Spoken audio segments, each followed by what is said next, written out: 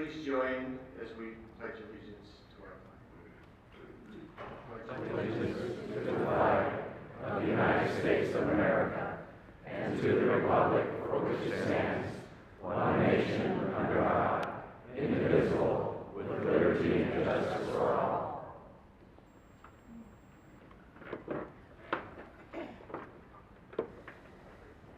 Now I'd like to introduce Kerry Hooks, Navy veteran, who will sing the national anthem.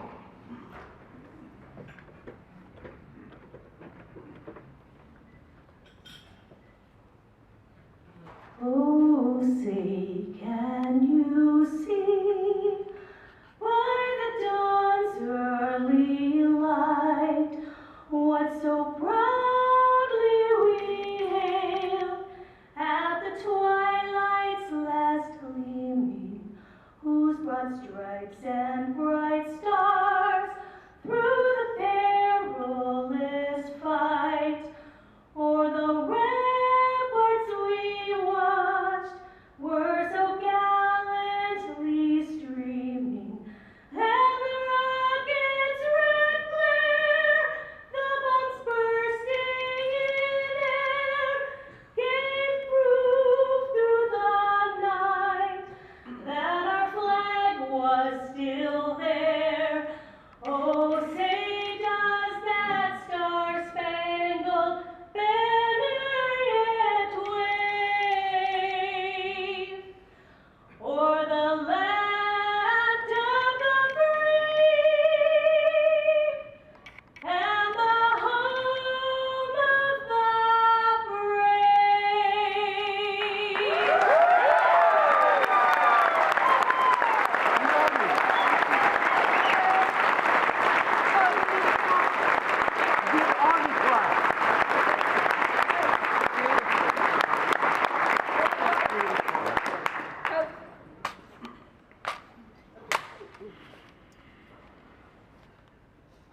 Ready, cut, right, face, forward, right.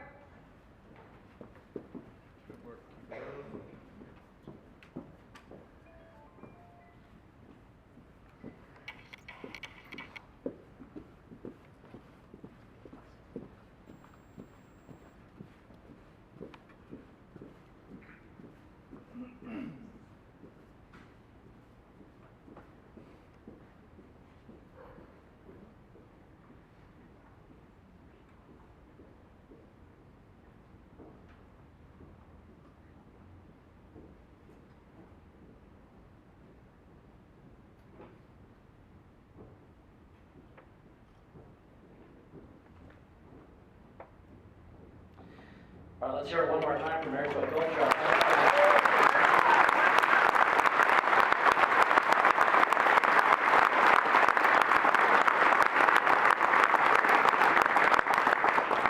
Our dinner is about to be served. So at the end of it all, I had one final item before my time, and that was a TV VCR combo that they wanted to auction off. And they said, do I hear $20? And of course, there's only 5 people in the room left at this point.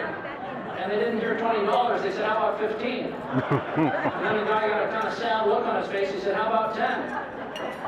And then he didn't even say how about. He just said, 5? Maybe a buck? Anything? Will somebody take it home? Well, any of you take it home so we don't have to pay to dump it. Okay. I'd now like to welcome our keynote speaker. And then I realized that there was only the people that were left were the 2 Democrats from Whidbey Island, my wife, and 4 members of the cleanup crew, and the guy that just called me up. So it was another humbling moment. And no, I did not subject them to the full 15-minute speech. All right, your dessert menu envelope should be closing up. We will have people walking around to each table to collect the dessert auction envelopes, and we will be counting the money so that we can have dessert served on time. I've been very pleased and very fortunate to hear the Lincoln Day speech of Bill Bryant, Seattle Port Commissioner. He does a tremendous job, enthusiastic, and truly honoring of Lincoln's spirit, which is what this evening's all about. Please welcome Seattle Park Commissioner Bill Bryant.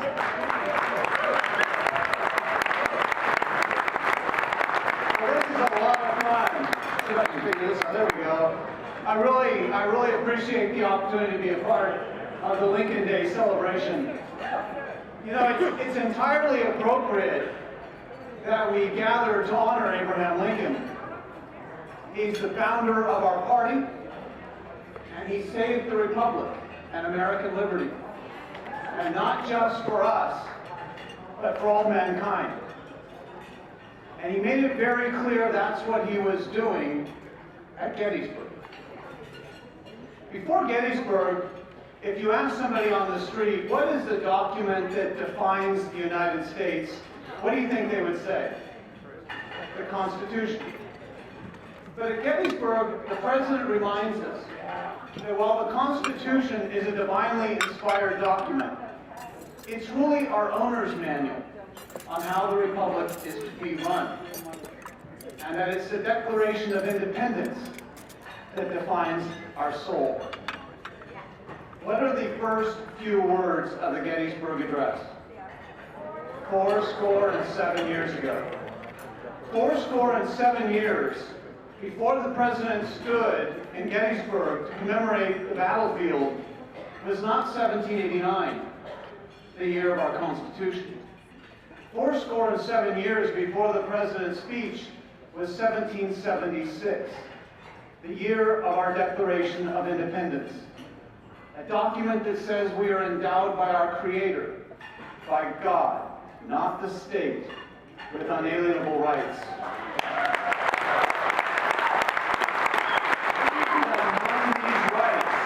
Among these rights are liberty. We hear a lot about American liberty these days. What I would like to do is to share with you 4 stories that take place on 4 continents over 4 different decades that make clear how precious American liberty really is. And since it is 4 stories, we're going to have to move pretty quickly. So the first story takes place in the 1970s in Brazil. And in the 1970s in Brazil, the country is run by a dictatorship. And on this particular day, there's a 16-year-old kid who wants to go visit a friend in a neighboring town. And so he gets on the bus, goes to visit his friend in the neighboring town. The bus pulls out of his town and gets on the highway. And a little ways down the highway, the bus is flagged over. And a bunch of guys with machine guns get on the bus, and they begin walking down the middle of the aisle. And they ask everybody to see their national ID card, and they ask them where they've come from and where they're going and why. And on this particular day, this one 16-year-old kid comes this close to telling them where they can put the ID card. But I didn't, because they had machine guns. But I'll tell you, that night I went home and I was furious, and over dinner I talked about how this is no way to treat anybody. This is not how we treat the United States, so you should not be treated this way in Brazil, and you should not treat anyone that way. And I was going to talk about it the next day in my social studies class. And I was told under no uncertain terms I wasn't going to mention this in my social studies class. Because the dictatorship appointed who taught social studies in the schools, and those teachers kept track of what students said what. And in the 1970s in Brazil, students could disappear. That helps me thank God that I live in a country where we are protected from unwarranted search and seizure, and where we have the freedom of speech.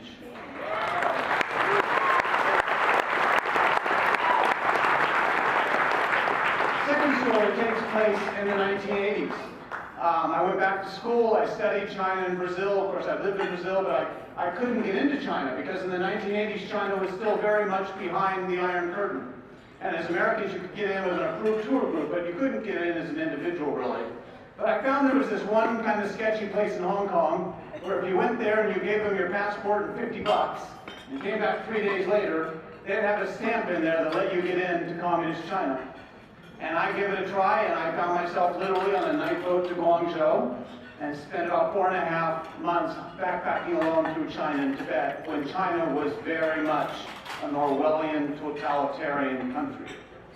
And about 4 or 5 weeks into this trip, I was way in western China, kind of on the edge of where the mountains are before you go up to Tibet. And I was in a very remote little town that had not changed much since the 1700s. It was still literally behind a stone wall.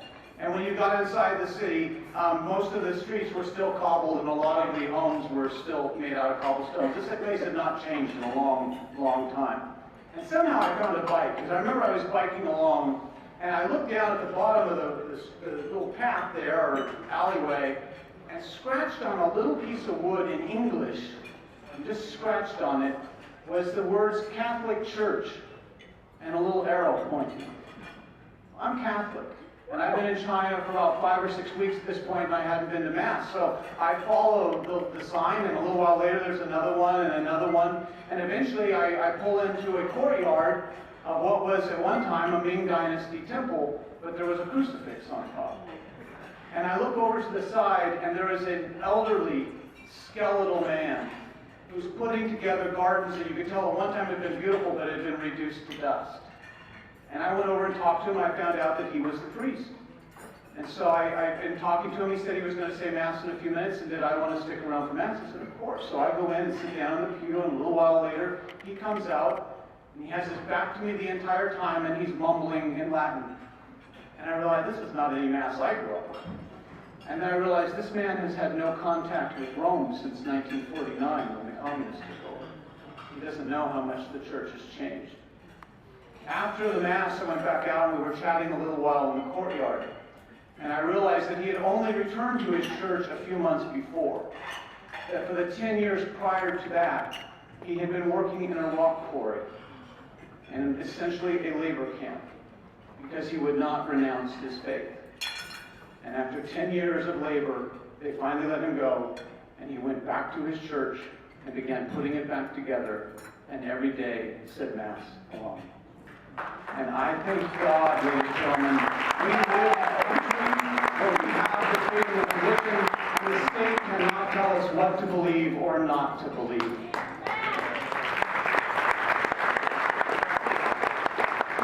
The third story takes place in the 1990s, and it's in Geneva. I lived in Yakima. I did a lot of the trade negotiations with the apple industry. In 1992, Barbara and I moved over to Seattle to set up my company doing trade negotiations, and this was like a year or two later. It was my first big business trip on my own, not a business trip, but the first one for the company. And I'm in Geneva for a client, and I look up a friend who was living in Geneva by chance.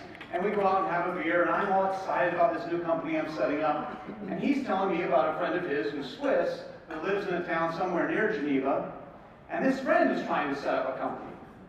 But his friend apparently lives in a city where in order to get a business license, you had to go before the city council and convince them you wouldn't fail.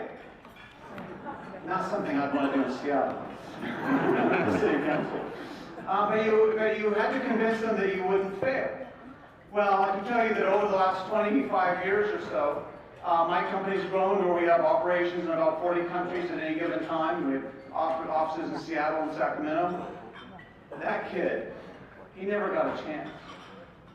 And that's why we should all be thankful we live in a country where we have the freedom to fail.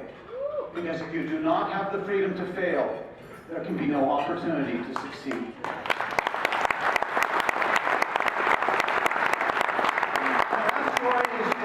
A few years ago, or 2 or 3 years ago, I got a call from the Navy, and they asked me if I could be down in San Diego in a week and a half, and I said sure, and I flew down to San Diego and went over to the Naval Air Base and got on a plane and found myself flying out over the Pacific Ocean where I was going to land on the USS Carl Vinson aircraft carrier and spend 2 days with the crew and the officers from Washington State. Now I gotta tell you, I love roller coasters. But there is no roller coaster in the world that can compare to being up here, flying out over the Pacific and seeing a little tiny black speck way over there and all that blue, and being up here and you're seeing kind of looking at that little speck, and then boom, you're on the deck of the USS Carl Vinson. Your stomach is still back up here. That's fun. What is incredibly fun as well is being in the aircraft, or in the airplane on your way home. And you're sitting there and you're feeling the energy build, and you're feeling the energy build, and the energy's building, and the energy's building, and the energy, like, boom! in under a second, you're going on a few hundred miles an hour and you're gone. And your stomach's still back on the U.S. Colonies. But I'll tell you, when I think back on those 2 days, as much fun as all that was, landing and taking off, what really struck me and can even get my throat to knot up a bit is talking to those officers and crew from Washington State and just listening to their stories and just feeling their total commitment to their mission, which is defending American liberty.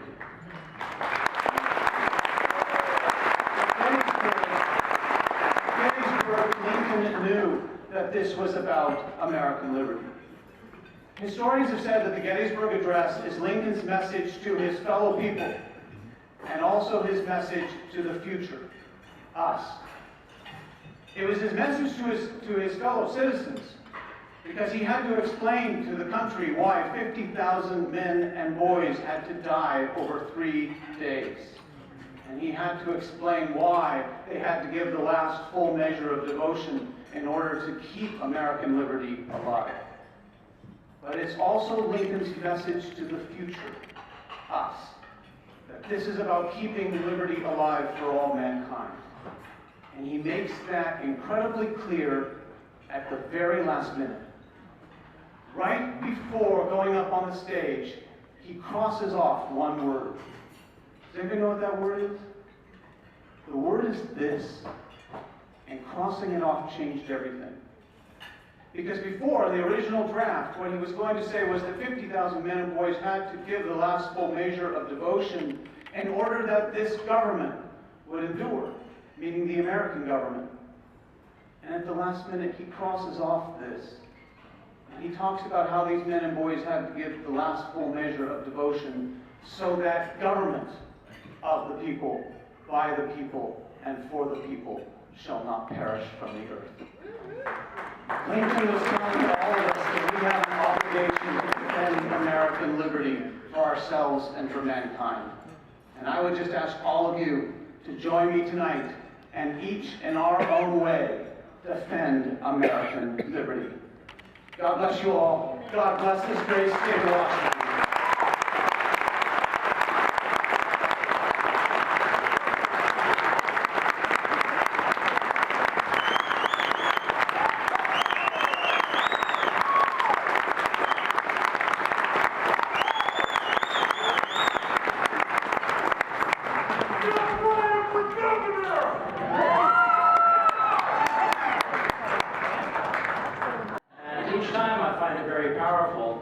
And I also recall that it was just the other day when I had Bill on my show for the first time. One of his people got a hold of one of my people. Well, I only have one person and they're part-time, but he did send an email. And I said, yeah, Bill's an interesting guy, let's have him on the show. So he comes in and he wants to talk about regulatory burdens, always an exciting topic in the morning for the news, and he says, I don't know what we're going to talk about. There's a lot of regulatory burden out there, it's a tough thing. So I thought, well, it doesn't matter. You know, he made it, it was okay. He was still an interesting guy. And then I heard the speech for the first time, and I walked up to Bill, and I said, let me get this straight.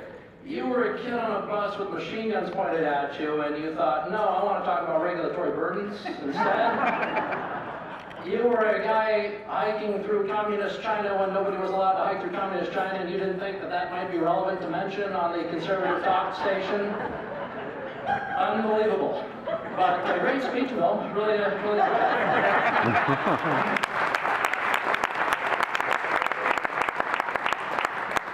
I want to call your attention to the middle of your table. There is an initiative.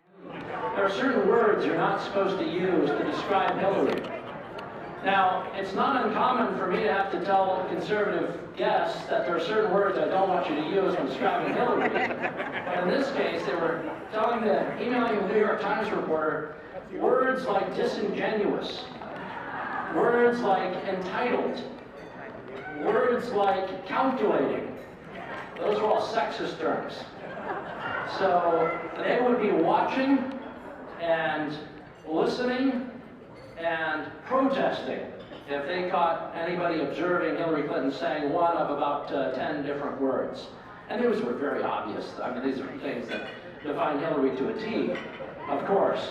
But she was trying to self-define and make sure that, this is kind of typical of the left nowadays, when they're taking someone on, it's not so much that they want to have a debate as it is they want to preempt the debate by labeling whomever it is that they're speaking to.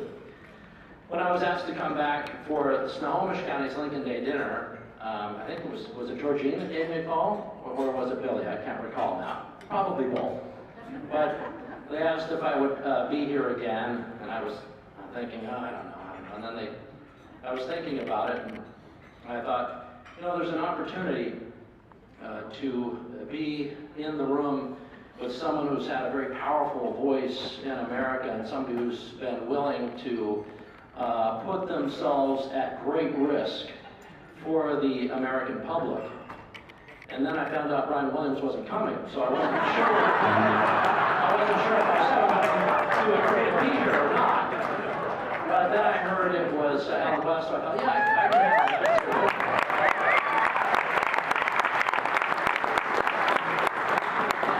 We'll be hearing from him fairly shortly.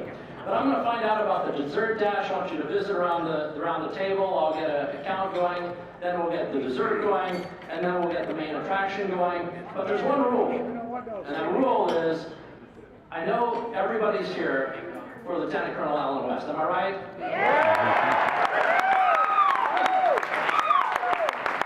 That's what I thought. But we also have just 4 or 5, I can't remember offhand, 4 or 5 live auction items after Colonel West's speech. I just asked, if you stay for the Colonel, you gotta stay for those too. Otherwise, it defeats the whole point of raising money for Republicans out there. So be ready for that. All right, enjoy yourselves. I'm gonna check in on the dessert dash, and we'll be right back with you. $700. It is. Hopefully.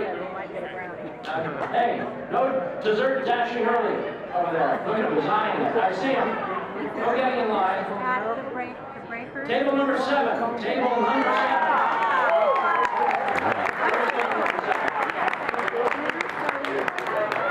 He's not dashing. Who's dashing? There we go.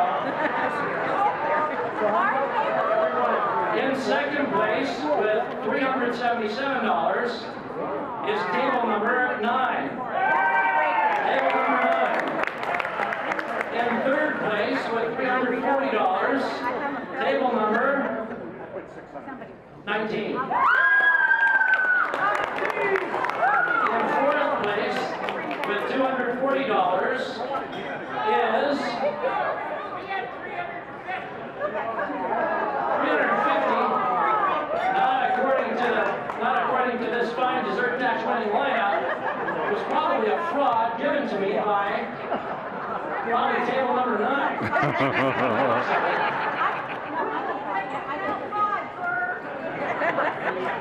All right, here's what's going to happen. Because you look like a trustworthy guy. Of course, my eyesight's diminishing, so if I look at it this side, real blurry. This side, you're looking pretty clear. Both of them are just kind of moderately so. Here's what's going to happen. I'm going to call out the 4th place. It's according to my official sheet. As soon as I do, I will make an executive call. Now you're just bragging. I'll make an executive call, and you guys get out the dash at the same time. Okay? Well, actually, give it 2-second roll. I'll give you the dash. Ready? Table number 4 officially. Table number 34. Table number 34. One 1,000, 2 1,000. Table number 31. Make a dash for it. I guess we're going to nominate Alex. And now, I have been told, I'm authorized to say that the rest of the tables were, in essence, close enough to being a tie. So all the rest of you have to stand out there.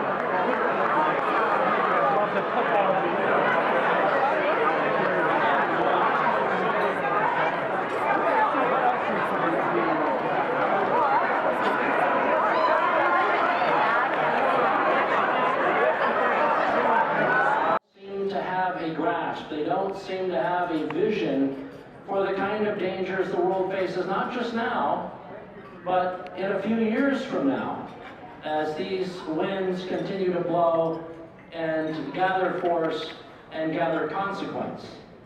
And so you look around and you look for people that you can have confidence in to lead. You look for people who know what evil looks like, and they have the moral and physical courage to confront it.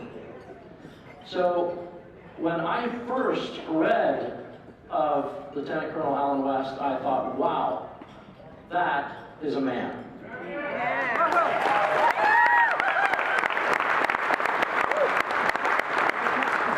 I thought, that is a man of honor.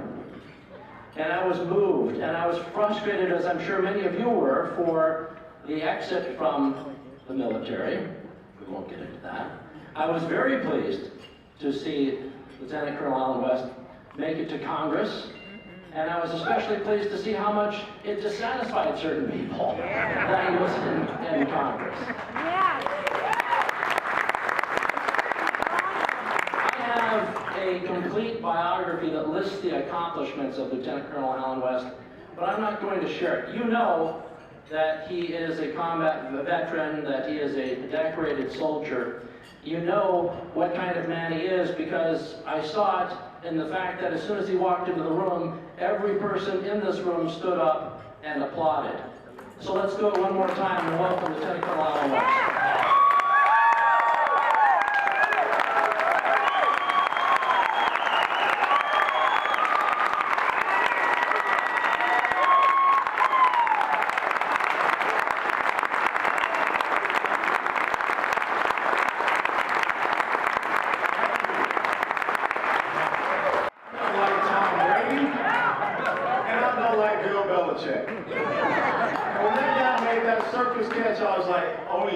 This is it. And who came up with that fancy, we're going to run an inside play and let some free agent pick the ball off? Man, I tell you what. I guess I don't have to wear a Seahawks hat this time for the Hawks to do it. Next year, okay? And do y'all play the Atlanta Falcons next year? The other birds? Who said we'll be there? But let me tell you something. It is very easy for me to stand up here as the president and CEO of the National Center for Policy Analysis, a 31-year-old conservative free market think tank, and I can talk to you about tax policy. I can talk about why the progressive tax system with 7 different tax brackets is destroying the economy of the United States of America. How we maybe probably should go to a flat tax, a 5% flat tax, or 2 different brackets, so that we can get economic growth, and we can get rid of a lot of these deductions and exemptions in the personal income tax code. I can talk about how that will stimulate small business growth. I can talk about how we need to bring the corporate business tax rate, the highest in the United States and the world, at 39.6%, down to something maybe 25% or a little bit less. So we can once again get trillions of dollars of capital back in the United States of America.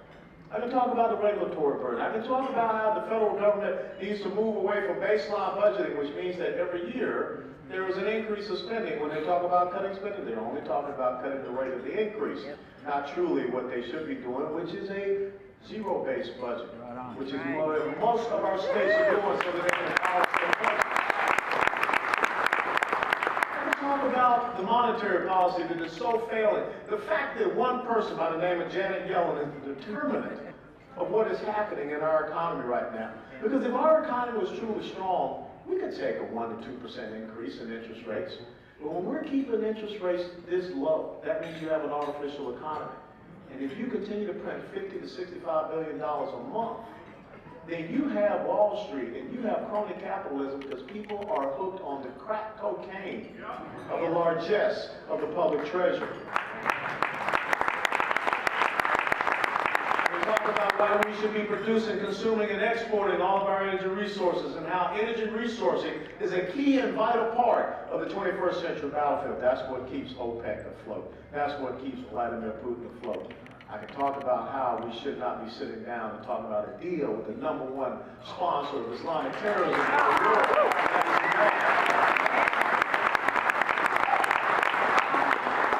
I can discuss why we should not be decimating our military forces. And then speaking about our military forces, Miss Endicott was sitting there with me. And she was whispering in my ear about, well, not like that. Get your mind out of the gutter. Jealous, Irene. But she was whispering in my ear about someone that can't be here tonight. And this is what we do need to talk about starting off. Her husband, Pacific Theater, 33rd Infantry Division, part of the liberation of Luzon. And so what I'd like to have, if there are any World War II veterans, Army, Navy, Air Force, Marines here tonight, please stand and let us recognize that greatest generation. If there are any World War II veterans, please stand.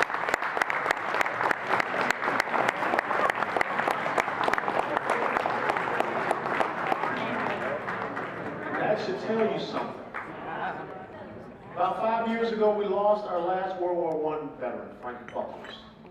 We're losing our World War II veterans each and every day. That's why the honor flights are so important.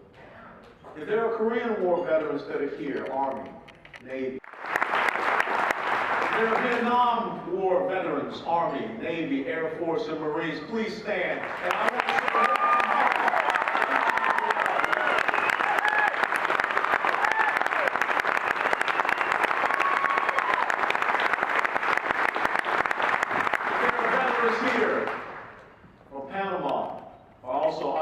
Desert Shield and Desert Storm, Army, Navy, Air Force, Marines, please stand and let us recognize you.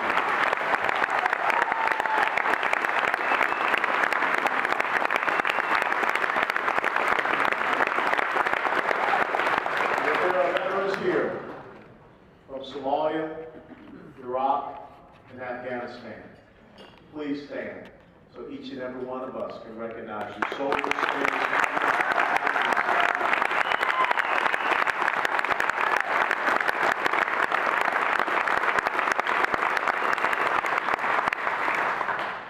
we're living in a time when our United States Army is now at 1939 pre-conscription levels. We're living in a time when our United States Navy is at 1917 levels. We're living in a time when our Marine Corps is at World War I levels. Our Air Force is the smallest and oldest fleet that we have ever seen since we created the modern United States Air Force.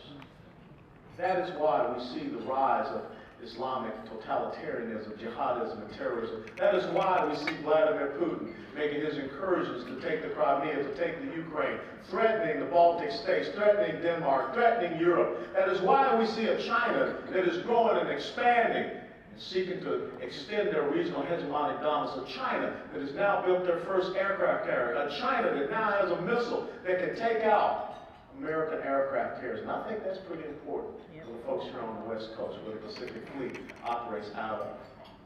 What we are doing, ladies and gentlemen, we are sacrificing liberty.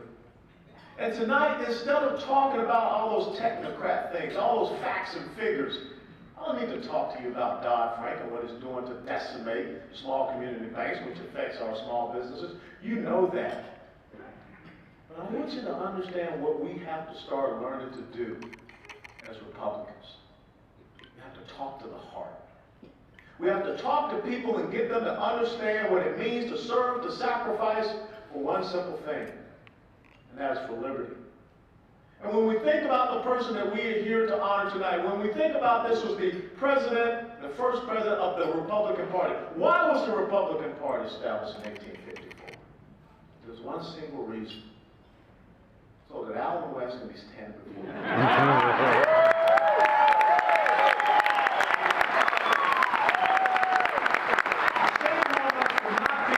Articulate that. Shame on us for not being able to say that this party was established to break the physical bonds of enslavement. Right. So why do we need the Republican Party today?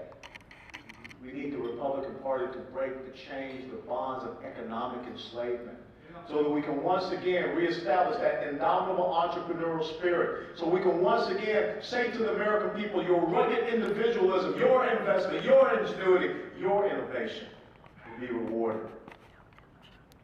Liberty. We're going to talk about liberty.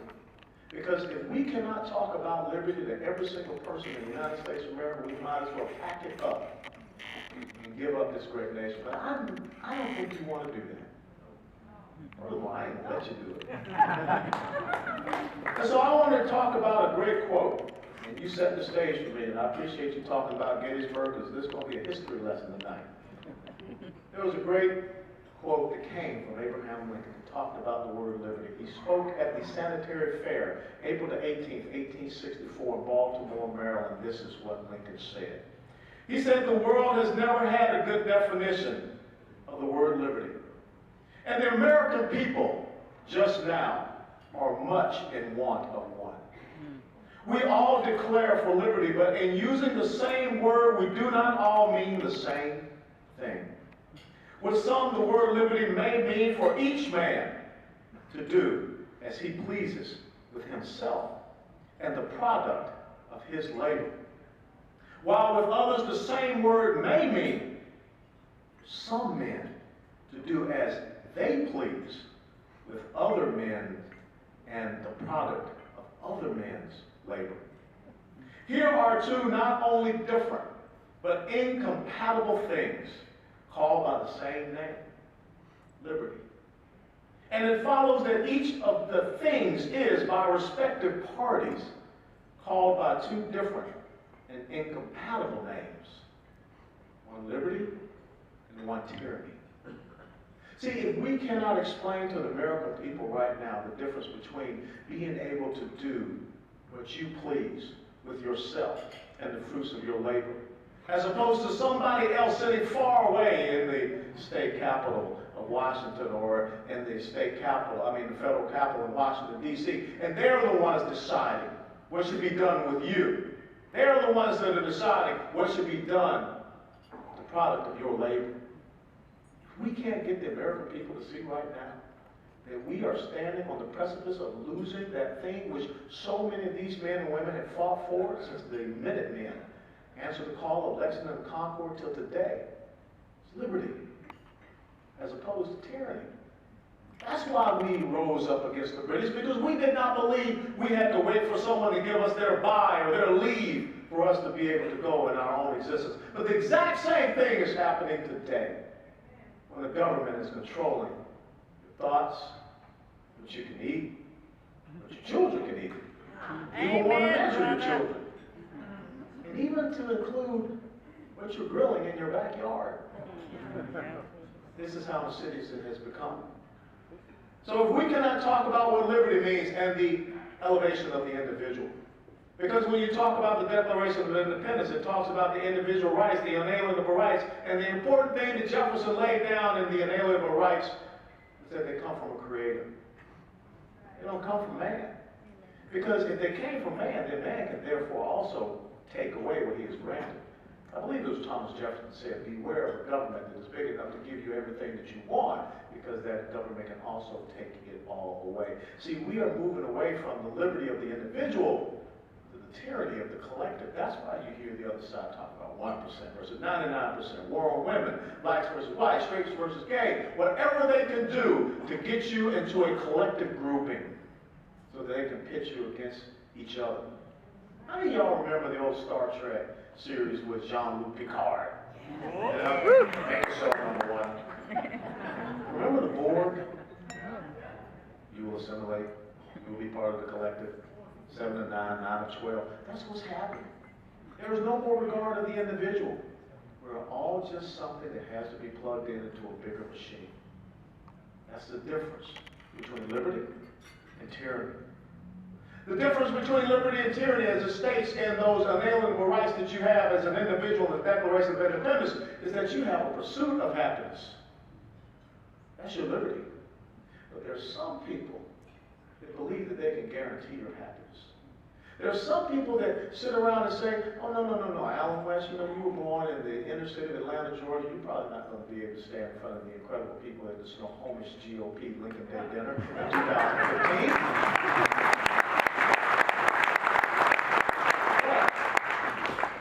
Just give you enough so that you can get by. We will give you a substandard education.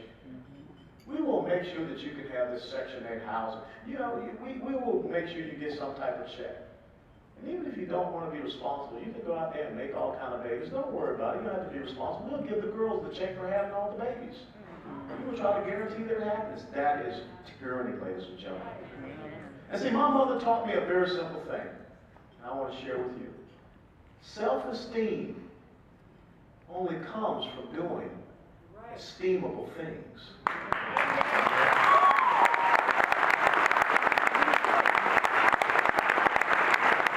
When you pursue your happiness, you will get self-esteem. When you have someone trying to guarantee your happiness, you will not have any esteem whatsoever. And that is the difference between the individual and the pursuit of happiness and the empowerment that we have. Because I remember in reading, I can't imagine the great people as we expanded westward, and they came upon the Mississippi River, and they turned around and said, okay, who's going to build us a bridge? What do you mean? I got to hunt buffalo. Where's my wick? That's not who we are. That's not what we are about. When someone once said, go westward, we said, okay. We're going to follow that dream. We're going to pursue that happiness. But see, when you don't have the pursuit, when you have a guarantee, when you're lumped into a collective, when all of a sudden people are telling you that this is what you're going to get, that's not empowerment, ladies and gentlemen. Right. That's not liberty. That's enslavement. And that's the exact reason why this party was established, so that there would not be enslavement in the United States of America, so that those words of Thomas Jefferson, that we hold these truths to be self-evident, that all men are created equal. Those are empowering words. Those are not enslaving words. And we can't make that case in America in 2015. And what do we do?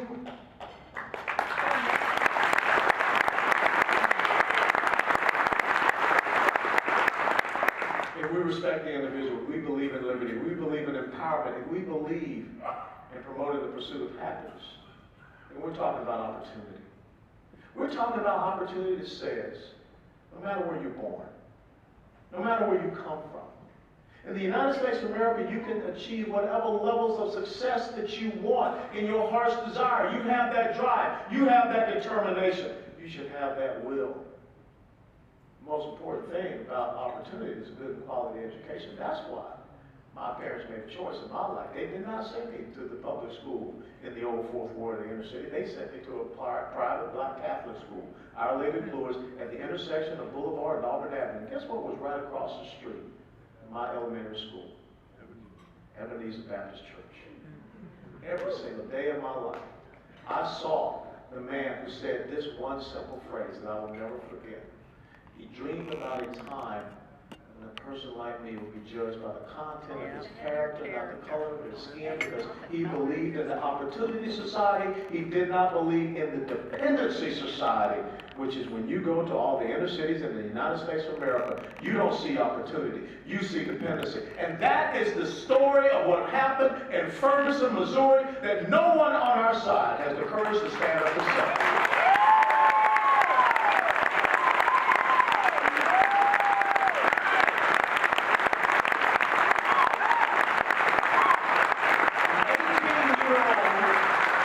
Black man without any opportunity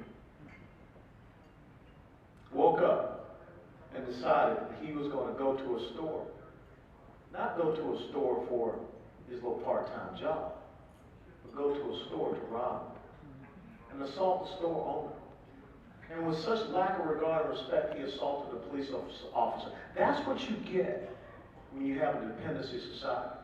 And even more so, that's what you get when you have people that are focused on color of skin and not content of character. Right. That starts at 1600 Pennsylvania.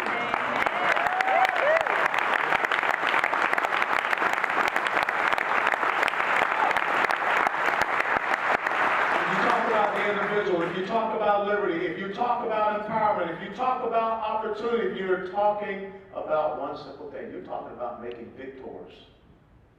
The other side, tyranny. The guarantee of happiness, the collective, the enslavement, the dependency, does not talk about making victors, it talks about making victims.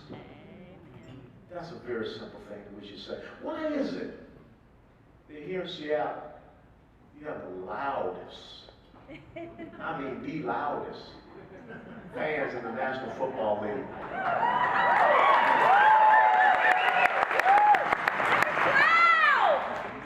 You want to win, right? Yeah. Why is it that you're one of the most liberal cities in the United States?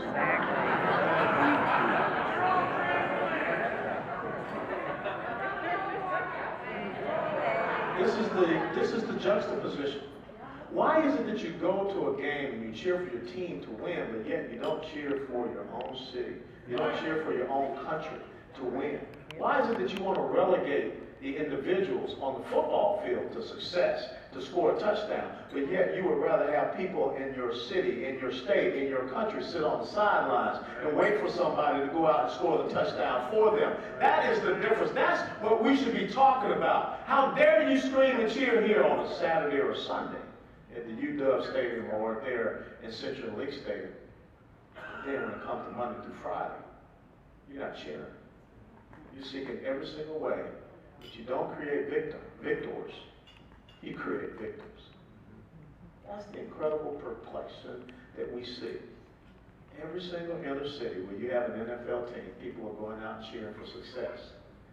But then when they go on Monday, they're not cheering for success.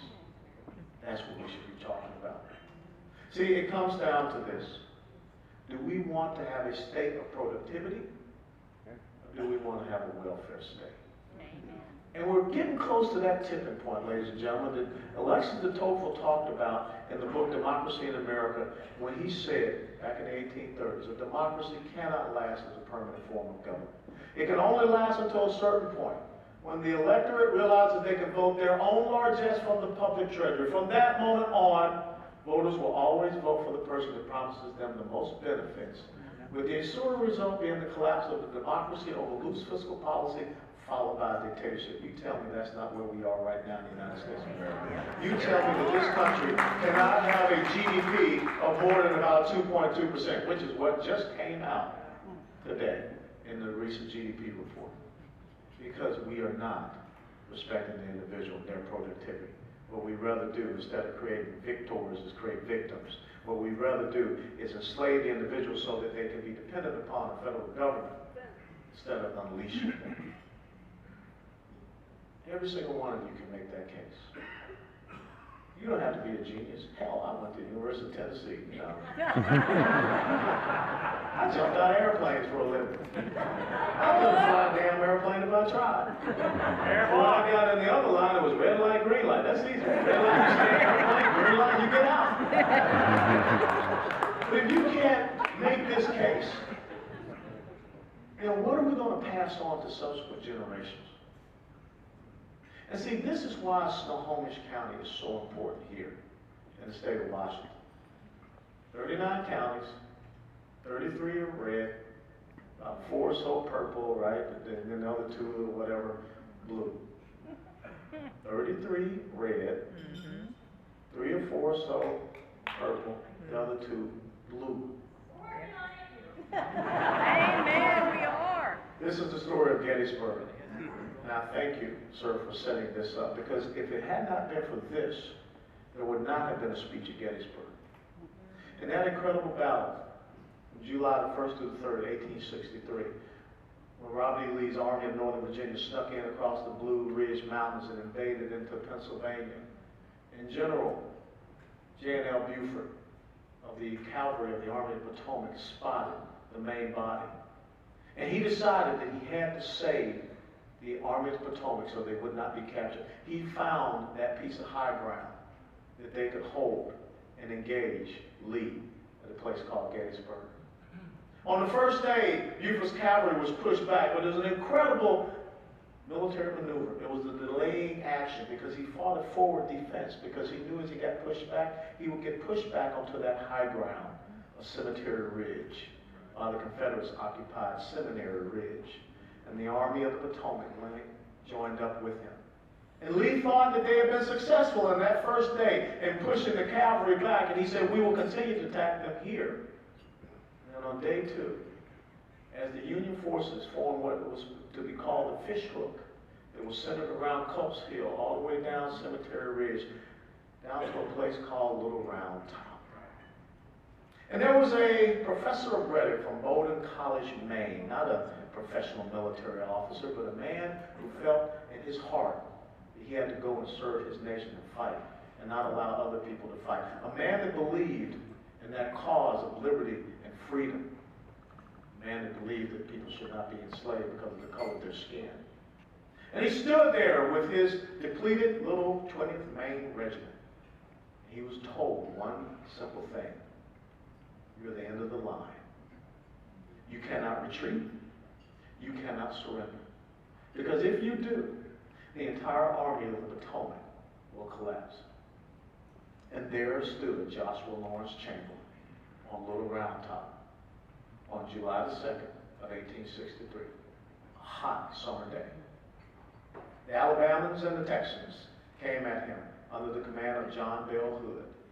They fought through Devil's Den, and they routed the Union forces out of Devil's Den, and they set their heights on Little Round Top, because Lee said, if we can turn their flank, we will take the entire military, the entire Army of the Potomac. The Civil War would take a different path. The Union would be defeated. Casualties mounted, running out of ammunition, to the point where they were completely out of ammunition.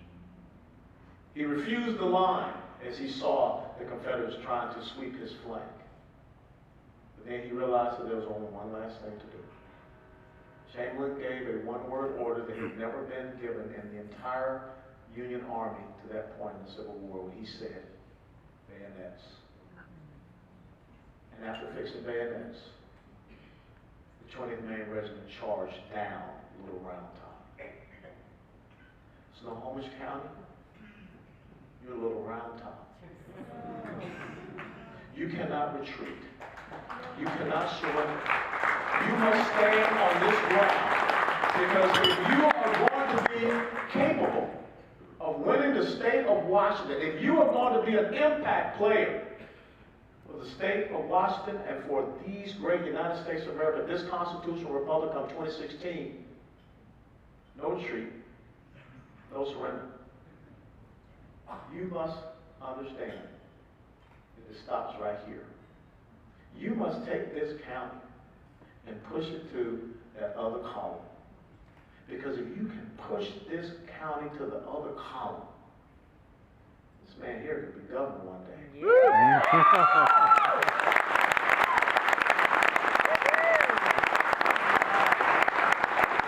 can push this county to another column, we may have a resounding success in the presidential election of 2016.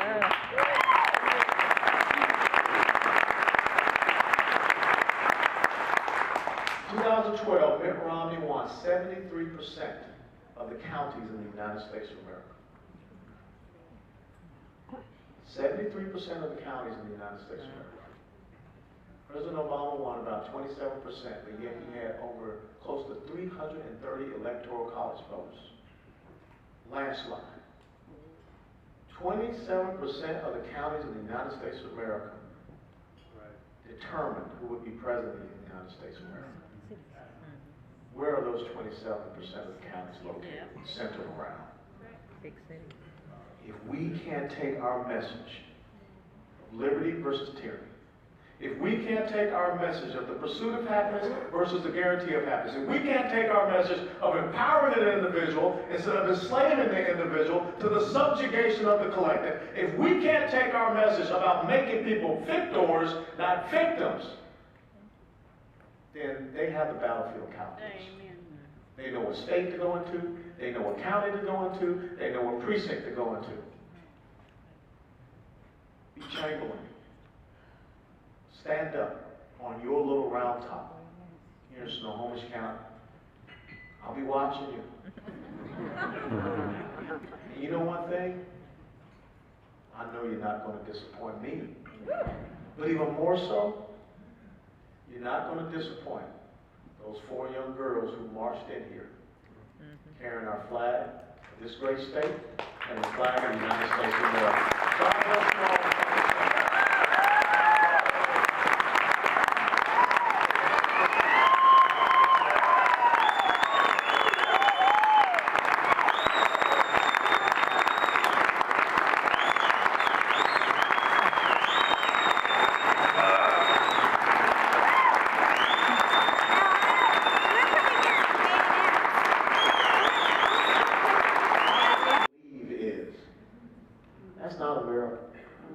difference between liberty and tyranny.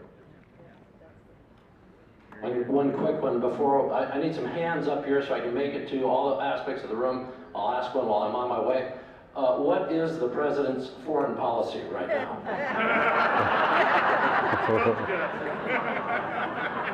Let me see if I can speed dial the White House and ask him. He doesn't have one. That's right. He really doesn't. And let me put it in perspective.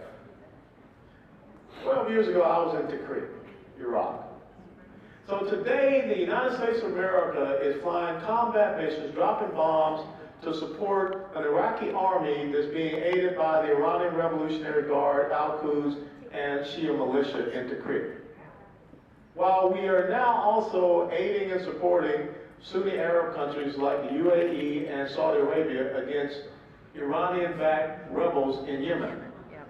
While we're also getting ready to go into negotiations and finalize a deal to allow Iran to have a nuclear device. Schizophrenic. It is beyond schizophrenic.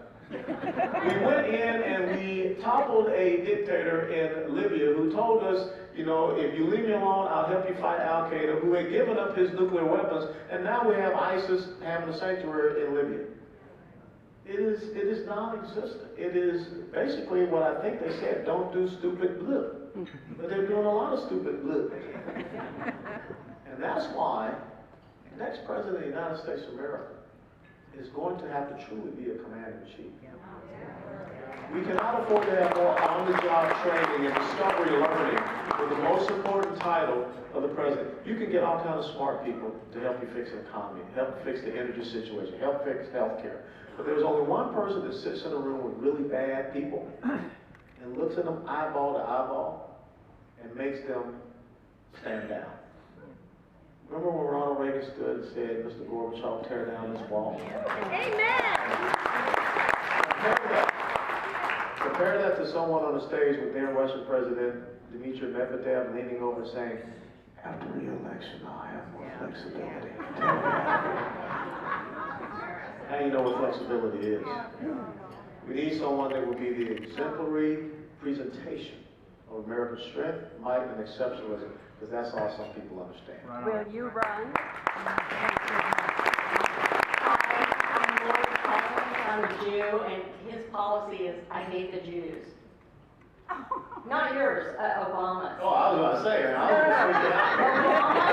Obama does not stand with Israel, our strongest ally in the Middle East. Well, that's pretty evident when you send someone, your campaign team over there to help undermine, your best ally's election. But even more so, after he wins, the petulant and petty reaction and response, where you even say that, we're considering going to the United Nations Security Council and withdrawing our veto so that we would have a two-state solution. There's no two-state solution.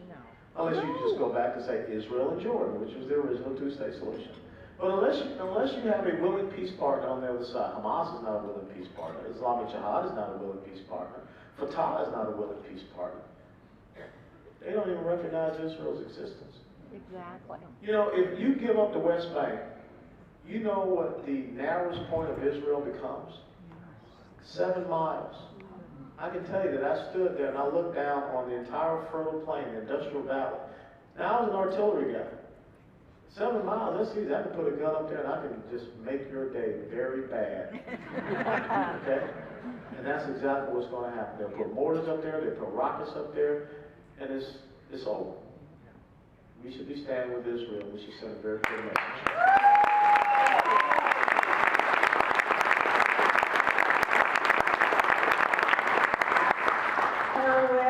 I'm from Mississippi, and I consider it an honor that you thought we were having a date tonight.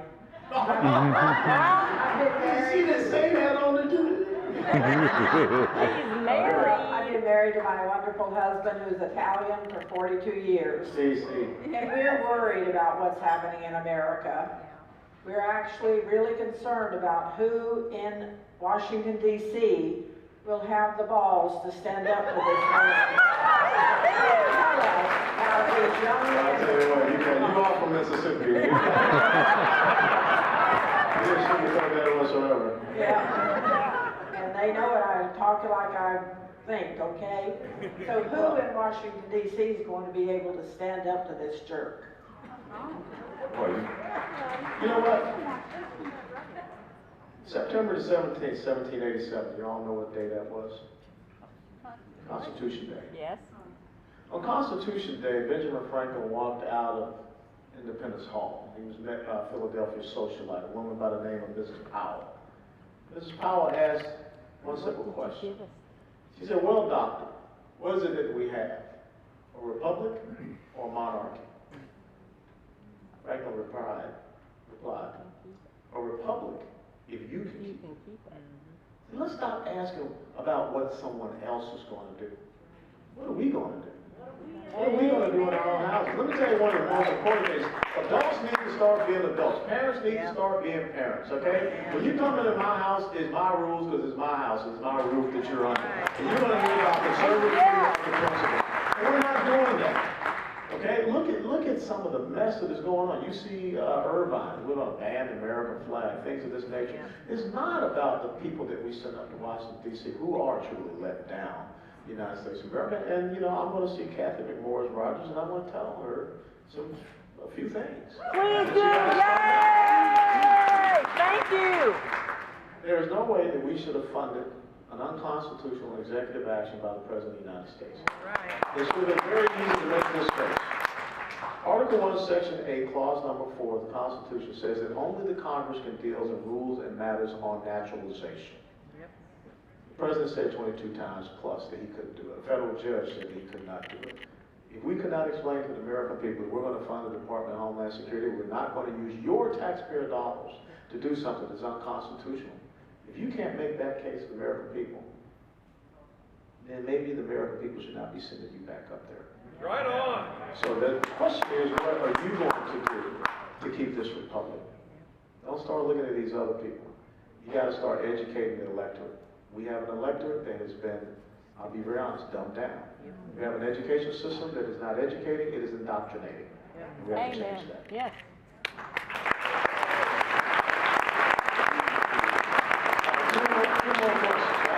Two more, is that cool? Yeah.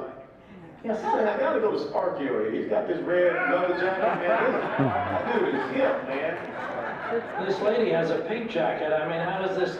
What's the deal with you, gentlemen? The ladies first here. Come on. All right, go. Let's go.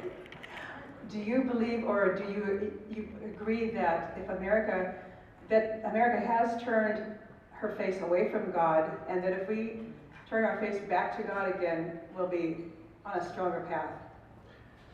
The Judeo-Christian faith heritage is integral into who we are as the United States of America.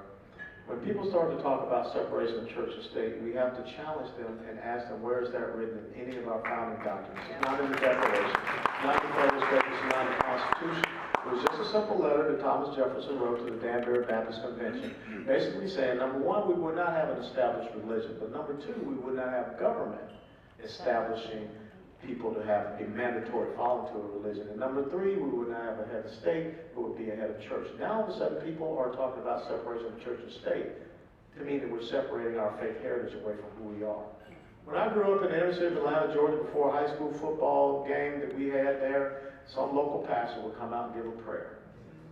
I don't remember catastrophic injuries. I remember us praying in our schools. I don't remember a lot of the mess. I don't remember metal detectors, and I grew up in the inner city. You know, my school, the University of Tennessee, still to this day, does a prayer before a home football game. I went back for the Tennessee-Alabama game, same thing, did a prayer.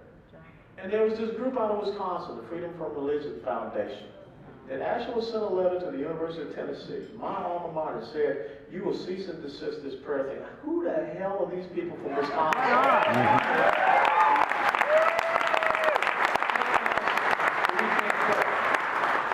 We need to make that stand. Now, I will close by saying this. How many of you have ever been in the chamber of the House of Representatives? You know that across the upper area are the faces of all the great lawmakers in history. There's only one full face of a lawmaker. And that full face stares back at the Speaker's rostrum. So when the Speaker is there, the President of the United States is there, giving a State of the Union address, they're looking at that one singular face. Who's that face? It's Moses. Moses. I rest my case. I'm honored to meet you today. Part of my background is broadcasting, and one of the biggest challenges I think we have as party, regardless of whether you're ultra-conservative or moderate, is communication. Real horrible. Our national networks suck.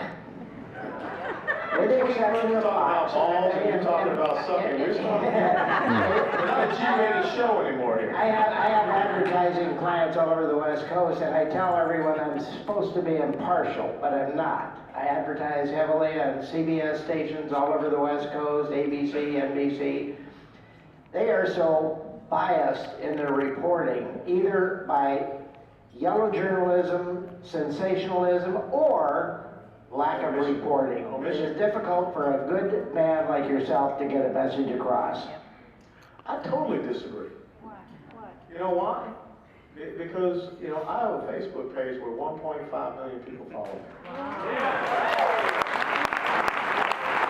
Half a million people on Twitter. We have to learn to leverage all of these different aspects of communication mediums, the social media and everything. You know, there's power in that. Most people are not looking at mainstream media news anymore. They're losing market share. As a matter of fact, MSNBC is bleeding so bad. They're talking about bringing on conservative commentators.